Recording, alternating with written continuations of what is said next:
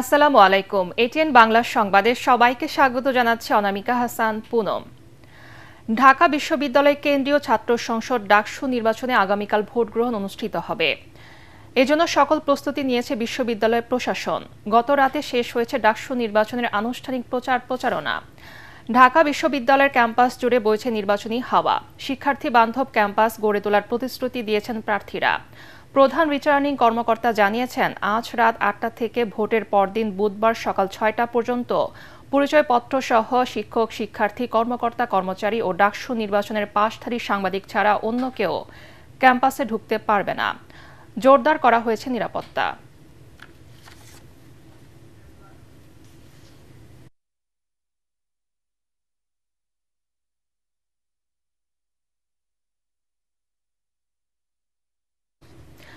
আগামীকাল ডাকসুর ভোট গ্রহণকে কেন্দ্র করে বুথ তৈরি, ব্যালট বাক্সসহ নির্বাচনী সরঞ্জাম প্রস্তুত করছে বিশ্ববিদ্যালয় প্রশাসন। এই মুহূর্তে ঢাকা বিশ্ববিদ্যালয় ক্যাম্পাসে আছেন আমাদের সহকর্মী আদ্দিন সজীব। আমরা এখন সরাসরি চলে যাচ্ছি তার কাছে। আদ্দিন, কাল তো ভোট, আজকে কি ধরনের প্রস্তুতি দেখছেন ক্যাম্পাসে? প্রার্থীরা কি আছেন?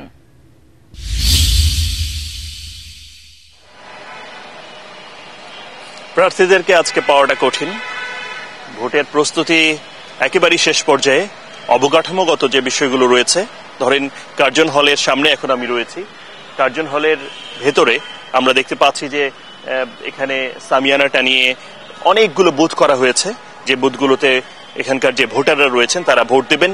এবং সার্বিকভাবে আমরা যে পরিবেশ এখানে দেখতে পাচ্ছি, রীতিমতো উৎসবের আমেজ এখানে আপনি সেই অর্থে না দেখলেও যেভাবে করে প্রস্তুতি চলছে এবং সার্বিকভাবে সবগুলো পক্ষ প্রতিপক্ষ এবং যারা প্রার্থী রয়েছেন কিংবা শিক্ষার্থীরা রয়েছেন তারা যেভাবে উকি দিচ্ছেন, তাতে করে একটা স্বস্তির পরিবেশ দেখা যাচ্ছে ঢাকা বিশ্ববিদ্যালয়ের ক্যাম্পাসে। আপনি দেখতে পাচ্ছেন যে কার্জন হলের ভেতরের এই পরিবেশটা, অবকাঠামোর যে বিষয়টা সেটা পুরোপুরি হয়ে গেছে।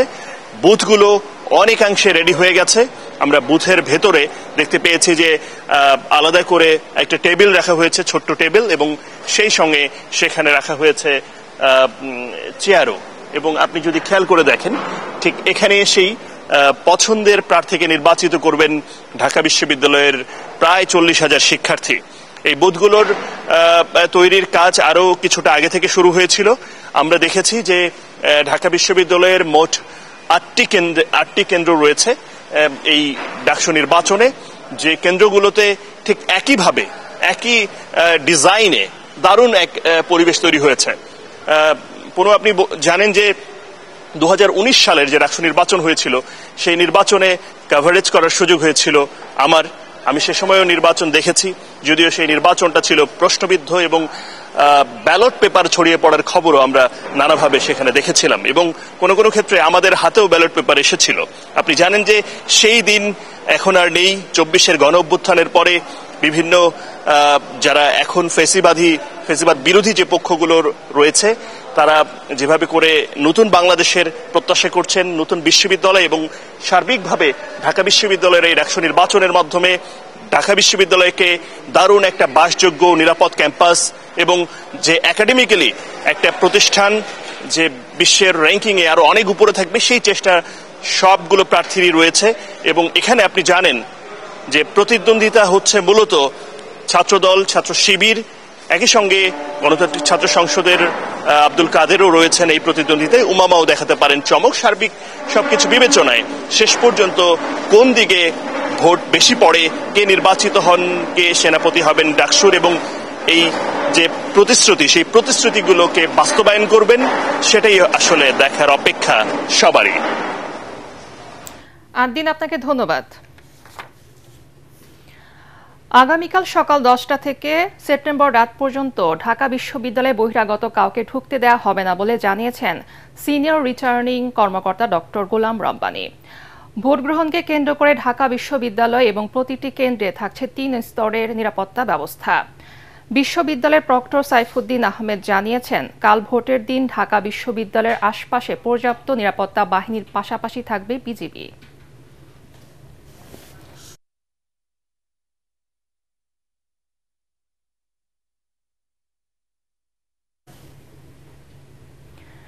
এদিকে জাহাঙ্গীরনগর বিশ্ববিদ্যালয়ের কেন্দ্রীয় শিক্ষার্থী সংসদ জাকসু নির্বাচন স্থগিত চেয়ে হাইকোর্টে রিট করা হয়েছে।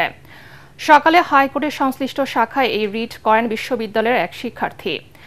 এদিকে জাকসু নির্বাচনের প্রচারণা শেষ হতে যাচ্ছে কাল রাত 12টায়। তাই প্রার্থী ও সমর্থকদের শেষ মুহূর্তের প্রচারণা ঘিরে উৎসব মুখর পরিবেশ ক্যাম্পাস জুড়ে। দীর্ঘ ৩৩ বছর পর অনুষ্ঠিতব্য এই নির্বাচনকে অবাধ, নিরপেক্ষ, নির্বিঘ্ন করতে বিশ্ববিদ্যালয় প্রশাসন ক্যাম্পাসে নিরাপত্তা জোরদার করেছে। এদিকে বাতিল হওয়া প্রার্থিতা ফিরে পেতে নির্বাচন কমিশনকে আইনি নোটিশ পাঠিয়েছেন বাম সমর্থিত ভিপি প্রার্থী অমর্ত্য রায়।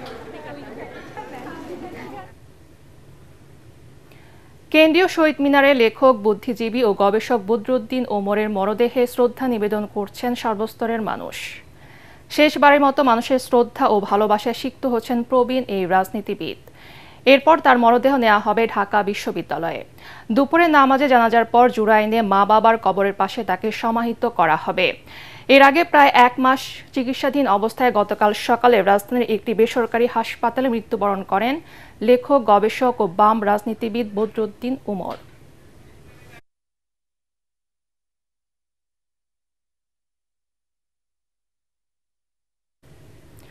বাগেরহাটের 4টি সংসদীয় আসন পুনর্বহালের দাবিতে জেলা জুড়ে হরতাল ও সড়ক অবরোধ কর্মসূচি পালন করছে সর্বদলীয় সম্মিলিত কমিটি।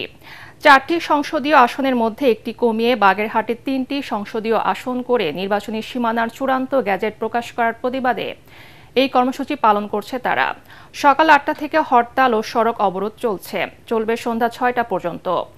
বাগেরহাট মহাসড়কের কেন্দ্রীয় বাসস্ট্যান্ড, জেলা প্রশাসকের কার্যালয়ের সামনে, খুলনা ঢাকা মহাসড়কের দশানী নোয়াপাড়া কাটাখালী মোল্লাহাট সেতু, বাগেরহাট পিরোজপুর মহাসড়কের সাইনবোর্ড বাজার, খুলনা মংলা মহাসড়কের ফয়লা মংলা বাস স্ট্যান্ড সহ জেলার অন্তত 20টি গুরুত্বপূর্ণ স্থানে সড়কের উপর গাড়ি, গাছের গুঁড়ি ও বেঞ্চ রেখে অবরোধ করছেন সর্বদলীয় সম্মিলিত কমিটির নেতাকর্মীরা।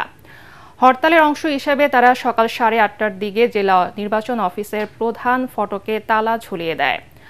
পরে মিছিল সহ জেলা প্রশাসকের কার্যালয়ের সামনে অবস্থান নেয় নেতাকর্মীরা। কুমিল্লায় ভাড়া বাসা থেকে মা এবং মেয়ের মরদেহ উদ্ধার করেছে পুলিশ। ভোরে নগরীর কালিয়াজুড়ি এলাকা থেকে মরদেহগুলো উদ্ধার করা হয়। পুলিশের ধারণা শ্বাসরোধ করে তাদের হত্যা করা হয়েছে। নিহতরা হল কুমিল্লা নগরীর সুজানগর এলাকার মৃত নুরুল ইসলামের স্ত্রী তাহমিনা বেগম এবং তার মেয়ে সুমাইয়া আক্তার। স্থানীয়দের বরাত দিয়ে পুলিশ জানায়, নিহতরা নগরীর সুজানগর এলাকার হলেও গত 5 থেকে 6 বছর ধরে কালিয়াজুড়ি এলাকায় একটি ভাড়া বাসায় বসবাস করে আসছেন। গভীর রাতে খবর পেয়ে পুলিশ ঘটনাস্থলে যায়। ভাড়া ওই বাসায় গিয়ে 2 কক্ষের বিছানার উপর দুজনের মরদেহ পড়ে থাকতে দেখেন তারা।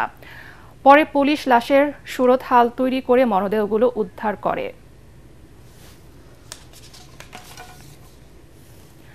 রাজবাড়ীতে নুরাল পাগলের দরবারে পুলিশের উপর হামলা ও গাড়ি ভাঙচুরের মামলায় আরও 4 জনকে গ্রেফতার করেছে পুলিশ। আজ তাদের আদালতে তোলা হবে। এ নিয়ে এখন পর্যন্ত মোট 10 জনকে গ্রেফতার করা হলো। বিষয়টি নিশ্চিত করেছেন গোয়ালন্দ ঘাট থানার ওসি রাকিবুল ইসলাম। এর আগে আটক 6 জনকে কারাগারে পাঠানোর আদেশ দেন আদালত। গেল শনিবার জেলার গোয়ালন্দে বিক্ষুব্ধ জনতা নুরুল হক ওরফে নুরাল পাগলার দরবারে পুলিশের উপর হামলা এবং গাড়ি ভাঙচুরের ঘটনায় গোয়ালন্দ ঘাট থানার উপপরিদর্শক সেলিম মোল্লা বাদী হয়ে অজ্ঞাতনামা 3000 থেকে 3500 জনকে আসামি করে মামলাটি করেন।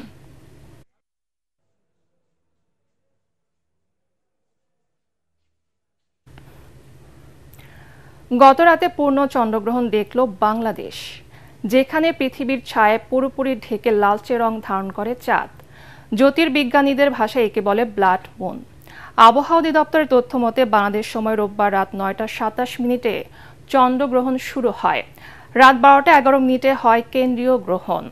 পূর্ণ গ্রহণ থেকে চাঁদের নির্গমন শুরু হয় রাত 12টা 53 গ্রহণ থেকে চাঁদ সম্পূর্ণরূপে বেরিয়ে স্বাভাবিক রূপে ফেরে রাত 2টা 56 2022 সালের পর এটি দীর্ঘতম পূর্ণগ্রাস চন্দ্রগ্রহণ।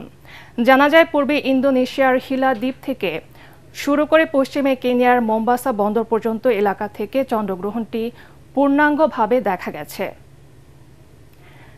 এই 2 কিছুটা পূর্ব পশ্চিমেও আংশিক চন্দ্রগ্রহণ দেখা গেছে।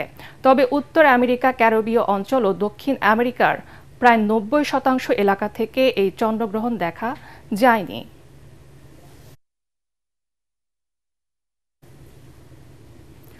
পরবর্তী সংবাদ দেখার আমন্ত্রণ জানিয়ে এখনকার মতো শেষ করছি।